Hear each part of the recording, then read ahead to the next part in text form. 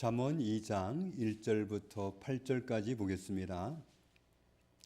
내 아들아, 네가 만일 나의 말을 받으며 나의 계명을 내게 간직하며 내 귀를 지혜에 기울이며 내 마음을 명철에 두며 지식을 불러 구하며 명철을 얻으려고 소리를 높이며 은을 구하는 것 같이 그것을 구하며 감추어진 보배를 찾는 것 같이 그것을 찾으면 여호와 경외하기를 깨달으며 하나님을 알게 되리니 대저 여호와는 지혜를 주시며 지식과 명철을 그 입에서 내심이며 그는 정직한 자를 위하여 완전한 지혜를 예비하시며 행실이 온전한 자에게 방패가 되시나니 대저 그는 정의의 길을 보호하시며 그의 성도들의 길을 보존하려 하심이니라. 아멘. 잠언 1장을 보면 잠언서의 저자 중 한 사람이 솔로몬이라는 것을 알 수 있습니다. 10장 1절에도 솔로몬을 얘기하고 있고 25장 1절에도 솔로몬을 얘기하고 있습니다. 그런데 솔로몬이 또 이 잠언서 전체를 다 기록했느냐? 그렇지는 않습니다. 22장 17절을 보면 지혜 있는 자가 기록했다. 또 24장에는 지혜로운 자들이 기록했다.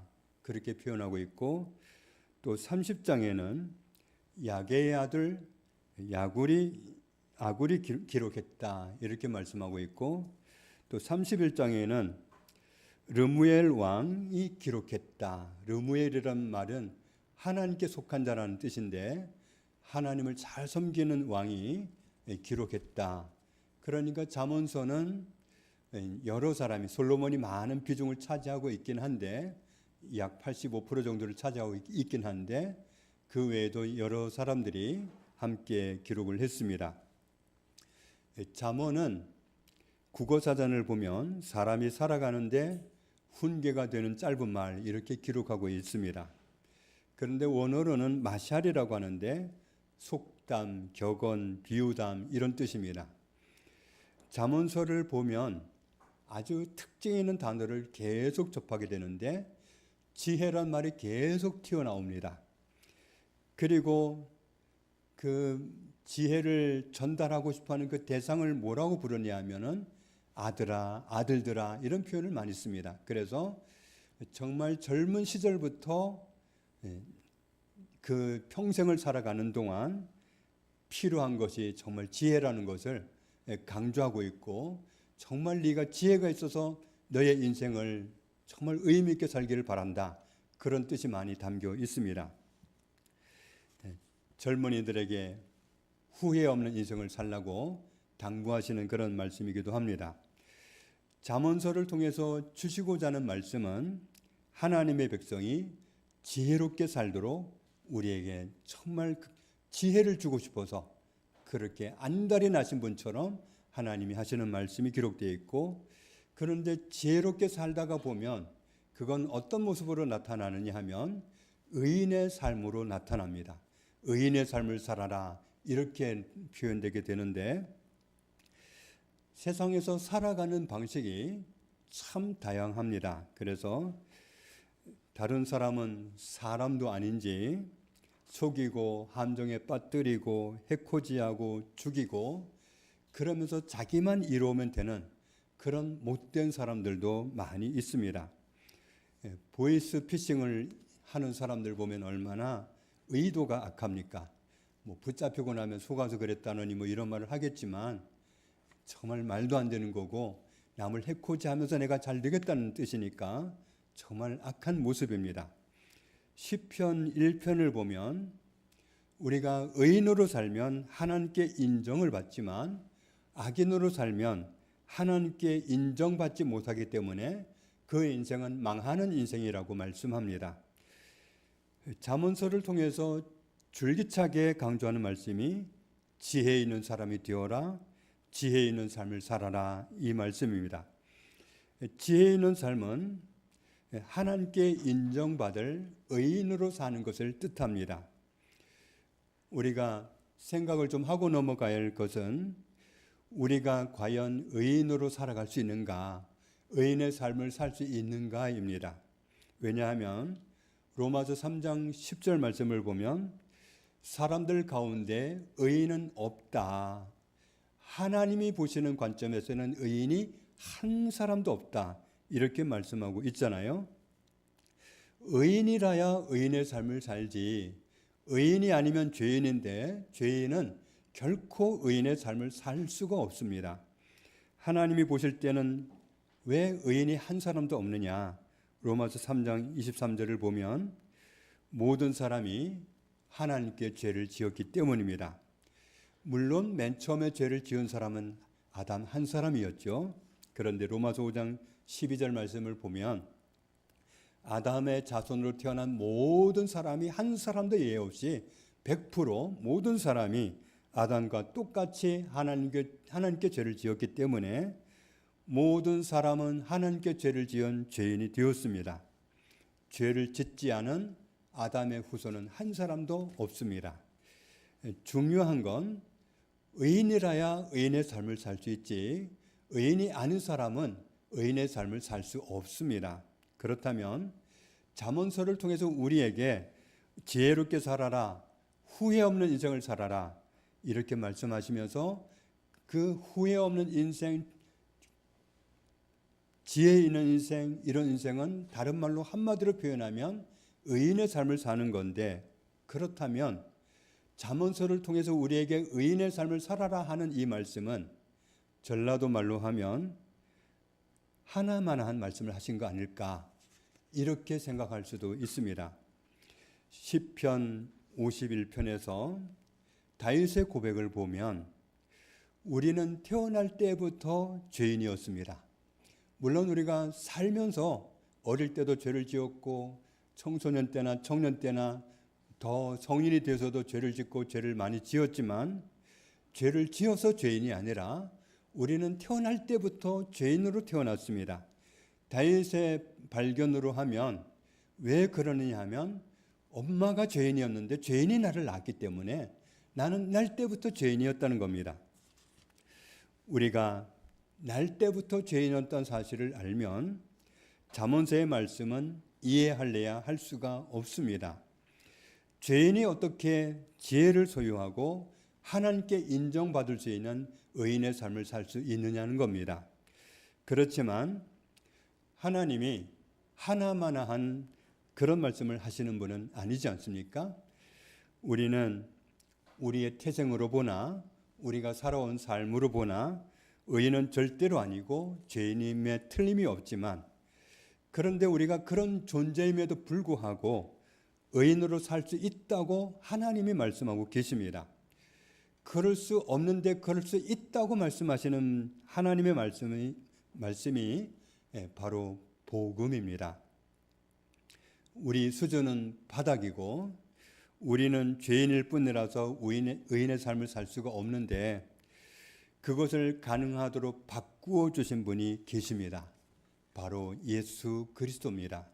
그래서 마가복음 1장에서는 하나님의 아들 예수 그리스도의 복음의 시작이라 이렇게 말씀하고 있습니다.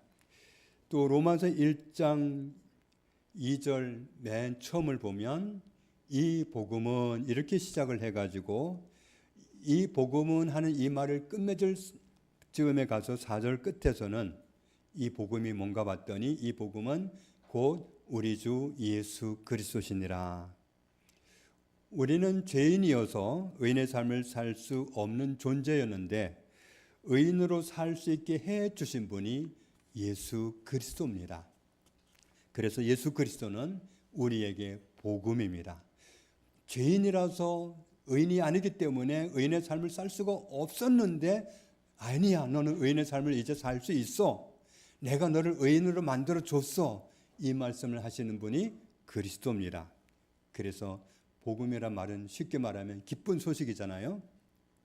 로마서 3장 20절에는 사람은 하나님의 말씀대로 살아가지고 의인으로 인정받을 수 있느냐? 그럴 수 없다. 하나님 말씀 앞에 서는 사람은 내가 하나님의 말씀대로 살아낼 수 없는 죄인임을 깨닫게 될 뿐입니다. 21절에 하나님의 말씀대로 살아서 하나님께 인정받는 의인이 되기는 틀렸는데 우리가 의인되는 길은 하나님이 예수 그리스도를 통해서 열어주신 사실을 발견하면 됩니다.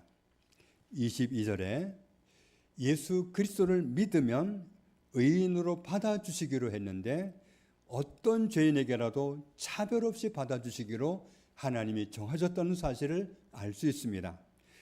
23절, 24절 같이 읽겠습니다. 모든 사람이 죄를 범하였음에 하나님의 영광에 이르지 못하더니 그리스도 예수 안에 있는 속량으로 말미암아 하나님의 은혜로 값없이 의롭다 하심을 얻은 자 되었느니라. 예수 그리스도께서 우리를 의인 만들어 주셨습니다. 28절에 사람이 하나님으로부터 의롭다 인정받게 되는 것은 예수 그리스도께서 나를 의인으로 만들어 주셨다고 말씀하시는 그 말씀을 믿음으로 되는 줄 우리가 인정하노라. 하나님이 의롭게 만들어 놓으시고 예수 그리스도를 통해서 나를 의롭게 만들어 놓으시고 너는 의로워 하실 때 그렇군요 하고 믿을 때 우리를 의인으로 받아주신다고 말씀하신 겁니다. 그리스도께서 나를 의인 만들어 주셨음을 믿는 사람은 그 순간부터 의인으로 사는 것이 맞습니다.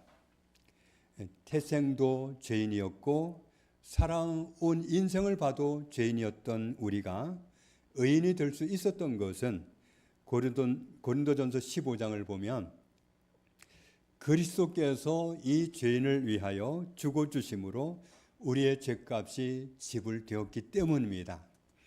이런 은혜를 입었으면서도 우리가 의인의 삶을 살려고 안 한다면 그건 곤란한 겁니다. 고린도전서 15장 33절 34절을 보면 같이 읽습니다. 속지 말라. 악한 동무들은 선한 행실을 더럽히나니 깨어 의를 행하고 죄를 짓지 말라. 하나님을 알지 못하는 자가 있기로 내가 너희를 부끄럽게 하기 위하여 말하노라. 예수 그리스도께서 우리를 의인 만들어 주셔서 우리는 의인입니다. 그렇기 때문에 당연히 의인의 삶을 사는 것이 맞지, 의인의 삶을 아직도 살려고 안 한다고 하면 그것은 부끄러운 일이기 때문에 내가 너희를 부끄럽게 하려고 말한다. 깨어서 의를 행하고 더 이상 죄인의 삶을 살지 말아라. 하나님을 알면서 알지 못하는 것처럼 살아서야 되겠느냐, 이렇게 말씀하고 있는 겁니다. 우리가 의인이기 때문에 의인으로 살아갈 수 있습니다. 예수 그리스도께서 우리를 의인 만들어 주셨습니다. 물론 우리가 하나님의 은혜로 의인이 되었지만 그렇다고 해서 의인이 되었다고 해서 우리가 스스로 의인의 삶을 살아낼 수 있는 것은 절대로 아닙니다.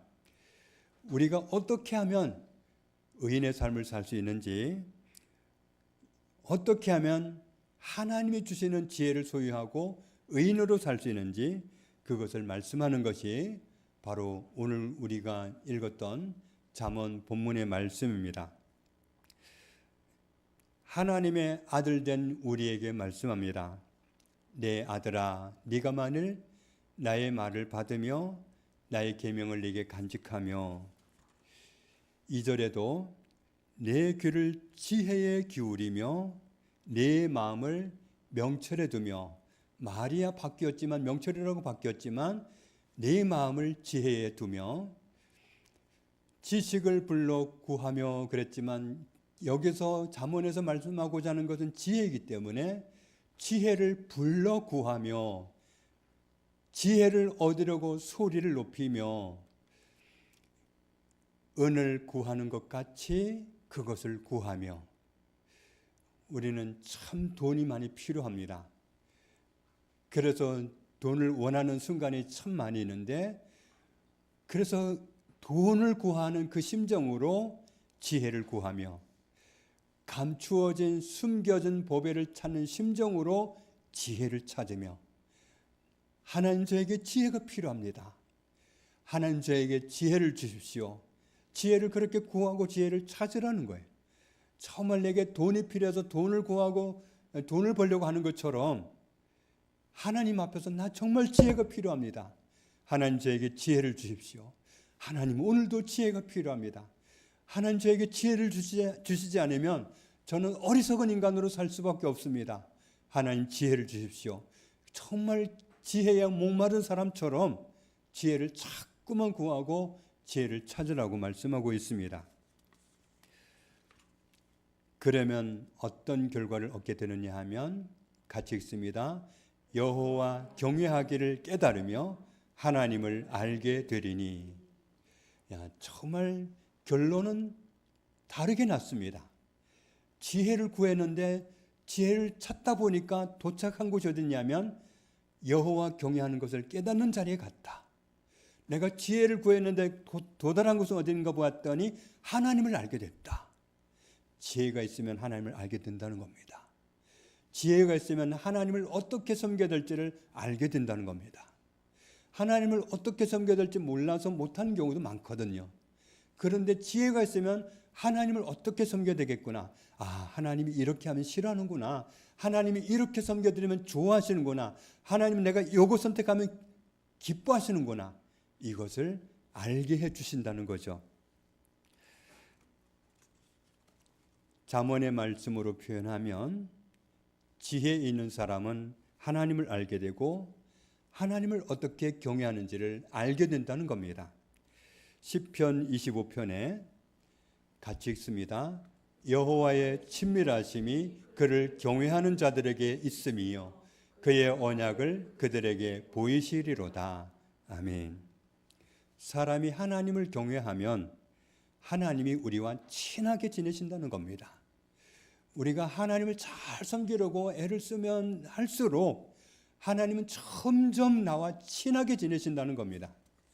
하나님과 친하게 지내면 그 사람은 형통한 삶을 살아갈 수밖에 없습니다. 요셉이 하나님을 만나니까 팔려가도 노예가 됐어도 형통합니다. 그가 더한 누명을 쓰고 감옥에 갔을 때 망가진 게 아니라 그때도 형통했습니다. 마침내 하나님과 계속 거하니까 외국인이 종으로 팔려간 주제에 그날의 국무총리가 되는, 그래서 그냥 한 시절 있다가 잠깐 있다가 잘리는 그런 총리가 아니라 유대인들의 출신으로서 애굽 사람에게 그렇게 인정받는, 한 시대에 요셉을 모르는 사람이 없을 정도로 그렇게 유명하게 애굽 사람들에게 영향력을 미쳤던 그런 훌륭한 하나님의 사람으로 남는 그런 은혜가 그에게 있었던 것은 요셉이 하나님을 찾았기 때문에, 하나님과 친하게 지냈기 때문에 가능한 일이었습니다. 그러니 사람이 지혜가 있으면 하나님을 잘 알게 되고 하나님을 잘 경외하게 되고 하나님과 친하게 지내게 되고, 그러면 얼마나 좋겠습니까? 그야말로 지혜는 후회 없는 인생을 살게 하는 그런 은혜의 도구가 될 뿐만 아니라 정말 복 있는 삶을 살게 하는 통로가 된다는 사실을 알 수 있습니다. 그래서 잠언 2장에는 말씀을 다시 보면 지혜의 귀를 기울이고 지혜의 마음을 두고 지혜를 찾고 부르면서 지혜를 찾고 구하고 지혜를 얻으려고 하나님 앞에 정말 지혜가 필요합니다. 소리를 높이고 돈을 구하는 그 똑같은 열정과 심정으로 지혜를 구하며 마치 숨겨진 보물을 찾는 그런 심정으로 지혜를 찾으면 우리가 정말 하나님을 알게 되고 하나님을 어떻게 섬겨야 할지를 알게 되고, 그렇게 되는 은혜가 임하기 때문에 우리에게 정말 필요한 것이 지혜라는 사실을 잠언서를 통해서 알게 됩니다. 그런데 지혜도 종류가 있고 색깔이 있습니다. 지혜가 한 가지만 있는 게 아닙니다. 사람이 박식하면 똑똑하다, 총명하다, 지혜 있다 이렇게 말합니다. 어떤 사람은 정말 어떤 세상 직업을 가지면서 그 분야에 특화된 그런 사람이 되고 나니까 얼마나 그 분야에 있어서 똑똑한 사람이 되는지 모릅니다. 그런데 하나님의 사람의 관점으로 보니까 너무 치우쳤어요. 그 지혜가 정말 그 사람에게 당장은 이로운데 이롭지 않은 면이 있다는 사실을 볼 수 있었습니다. 야고보서 3장을 보면 이렇게 말씀합니다. 너희 중에 지혜와 총명이 있는 자가 누구냐? 그는 선행으로 말미암아 지혜의 온유함으로 그 행함을 보일지니라. 하나님이 주신 지혜를 가지고 있느냐? 너 지혜가 있다고 생각하니? 지혜가 있다고 생각하는 사람은 선행으로 그 지혜를 나타내봐라. 온유함으로 그 지혜를 나타내봐라. 하나님이 원하는 지혜는 선행으로 나타나고 온유함으로 나타난다는 겁니다. 그런데 지혜는 있는데 온유함으로 안 나타나는 지혜가 있고 선행으로 안 나타나는 지혜가 있다는 겁니다. 지혜가 있다고 해서 다 선행으로 나타나는 게 아니고 다 온유함으로 나타나는 게 아니라는 거죠. 그러니까 지혜가 종류가 있고 색깔이 있는 겁니다. 지혜가 있으면 사람이 굉장히 똑똑해 보입니다. 싸움을 할 때도 정말 지나오면서 그 사람과 함께 살면서 겪었던 그런 일들이 정말 새록새록 기억이 나면 그 일들을 또박또박 말할 수 있잖아요. 그러면 참 똑똑하다 말할 수도 있겠지요.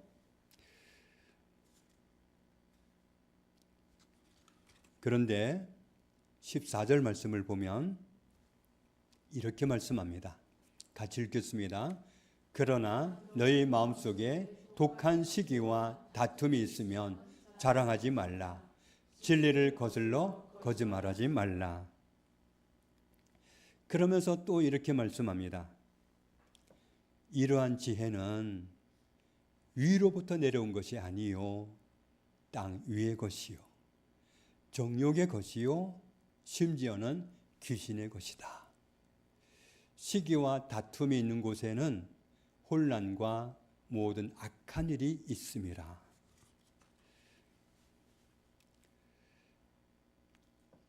지혜는 두 가지라는 것을 알 수 있습니다. 위로부터 내려올 수 있고 땅에서 나는 것이 있고, 하나님이 주시는 지혜가 있고 세상의 영이 주는 지혜가 있고,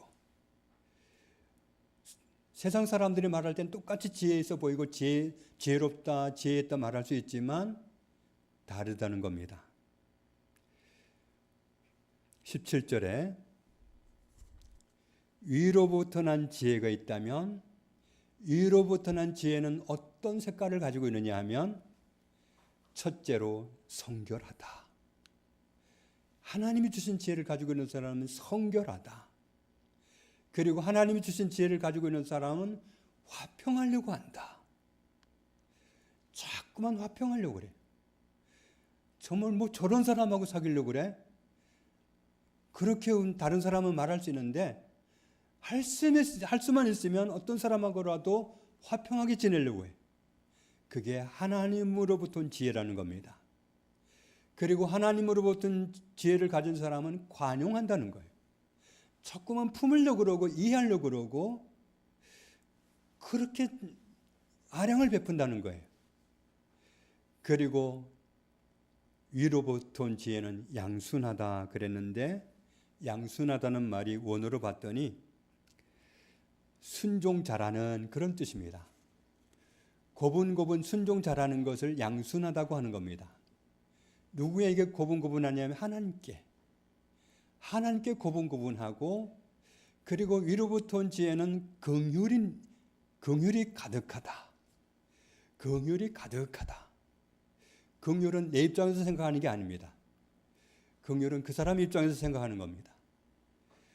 이 하나님으로부터 온 지혜가 있는 사람은 그 사람을 자꾸만 긍휼히 여긴단 말이죠. 어떤 사람이 보기에는 그렇게 보는 게 안 맞아요. 따지고 바른 소리 해주는 게 좋겠는데 그렇게 안 보고 긍휼하게 본다는 거예요. 그 사람 입장에서 생각해주고, 그 사람이 무슨 그만한 사유가 있겠지, 뭐 그만한 이유가 있겠지, 그러면 자꾸만 이해를 해주려고 그러고 이해를 못할 정도로 긍휼을 베푼단 말이죠.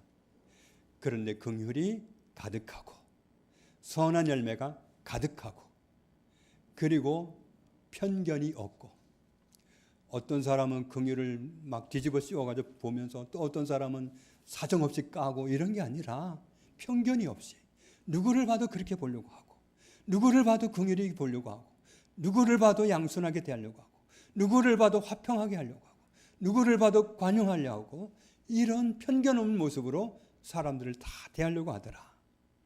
그리고 거짓이 없다. 거짓 없는 모습으로, 하나님 앞에서 거짓 없는 모습으로 자꾸만 사람들을 대하더라. 18절 말씀해 보니까 화평하게 하는 자들은 뭐 하는 사람이냐? 화평으로 심는 사람이다. 화평으로 심는 사람은 뭐 할 사람이냐? 의의 열매를 거둘 사람이다. 오늘 하나님을 따르면 그건 심는 겁니다. 세상 사람들의 관점으로 보면 억울할 수도 있어요. 뭐 그렇게 사냐 할 수도 있어요. 그런데 그건 하나님 앞에서는 심는 거예요. 심는 건 거두는 겁니다. 심는 대로 거두게 하시는 분이 하나님이신 줄 믿습니다. 잠언 2장 6절에 위로부터 오는 지혜는 하나님이 주시는 지혜입니다. 어둠의 영이 주는 지혜를 받으면 참 똑똑합니다. 얼마나 똑똑한지, 야, 사람이 어떻게 저런 말을 다 할 수 있어? 하나님이 예수 그리스도를 보내셔서 우리를 구원해 주셨어. 그러면 아니, 하나님이 뭐 유대인만 구원하는 거예요? 왜 유대인 가운데 하나님의 아들을 보내요? 유대인만 사랑하시는 거예요? 그게 아니라는 걸 말하고 있는데도 꼭 그렇게 꼬아가지고 아주 똑똑한 척하고 말을 해요. 얼마나 지혜로워 보이는지 몰라요. 그런데 그것은 지혜가 아니다. 하나님으로부터 지혜를 받아야지. 세상의 영이 주는 지혜를 받으면 그렇게 헛똑똑한 소리를 하면서 하나님을 안 믿으려고 하는 거예요. 하나님을 알게 하는 것이 하나님으로부터 지혜지, 하나님을 모르고 하나님을 안 섬기고 하나님이 원하지 않은 행동을 하고 하는 것은 위로부터는 지혜를 받은 게 아닙니다. 세상의 영이 주는 지혜를 받으면 참 불편합니다. 나는 막 생각이 솟구쳐 오르는데, 그래서 똑똑해 보이는데, 그런데 불편해요. 참 편안하지가 않아요. 겪어보니까 그렇더라고요. 정말 너무 불편해가지고 속에서는 온갖 생각이 막 솟아 올라가지고 지혜로운 것 같은데, 그런데 불편해. 내가 굉장히 억울한 것 같고, 내가 너무 손해본 것 같고, 내가 저런 사람하고 계속 상대하고 살아야 되나 싶고, 그러다가 이혼까지 가잖아요. 잠언 2장에서는 하늘로부터 지혜를 구하라고 하셨는데, 1장에서 보면 지혜가 우리를 소리치며 부른다고 표현을 했습니다. 야고보서에 있는 말씀을 보면 지혜가 필요한 사람은 지혜를 구할 때 꾸짖지 않고 후하게 주시는 하나님께 구하라고 하셨잖아요.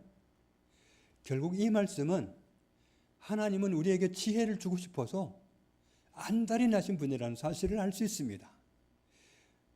얼마나 지혜를 주고 싶었던지 지혜가 길거리에서 너를 부르고 있다. 광장에서 지혜가 너를 소리 높여서 부르고 있다. 시끄러운 길목에서 소리를 지르면서 성문 어귀와 성중에서 소리치면서 지혜가 너를 찾고 있다. 하나님 우리에게 지혜를 쏟아붓고 싶어서 그렇게 말씀하고 계시는 겁니다. 3장 8절을 보면 지혜가 있으면 지혜가 우리에게 어떤 유익을 주느냐 하면 우리 몸의 건강까지 보장합니다. 왜냐하면 지혜는 하나님이 주신 거고 결국 지혜를 구하는 것은 하나님을 구하는 겁니다. 하나님이 나와 가까워지면, 하나님이 나를 붙드시면 하나님이 우리의 몸에 양약이 되어주시고 우리의 건강을 보장하시는 은혜를 입게 되는 겁니다.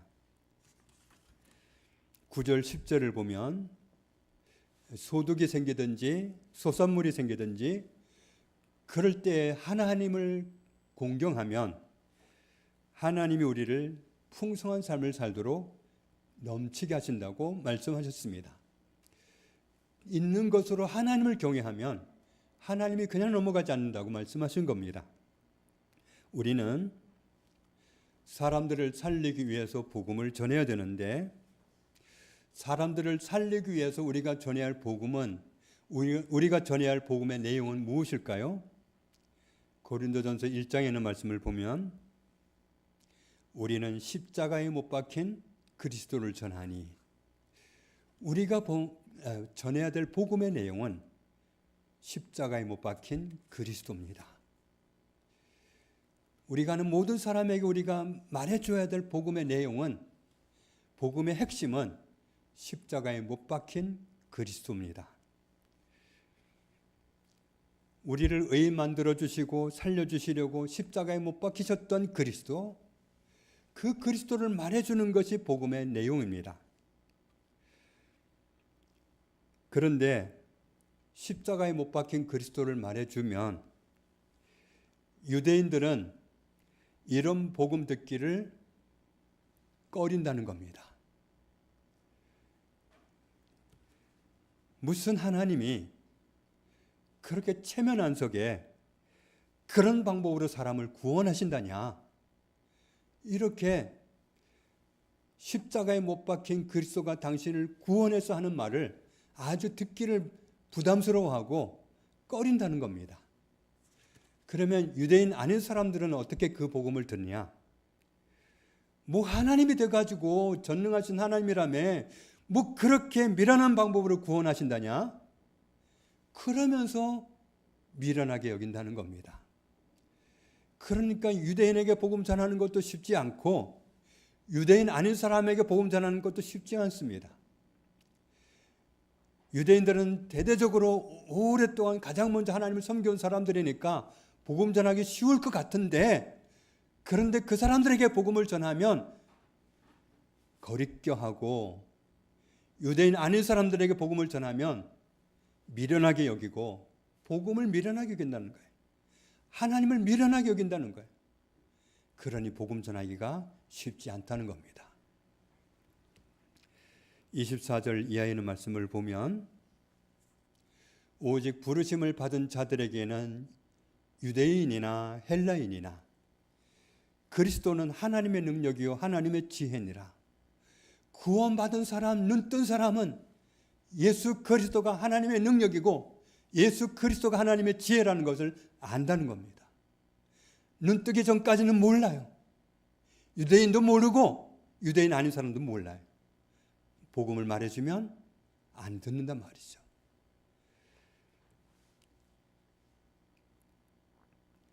하나님의 어리석음이 사람보다 지혜롭고 하나님의 약하심이 사람보다 강하니라.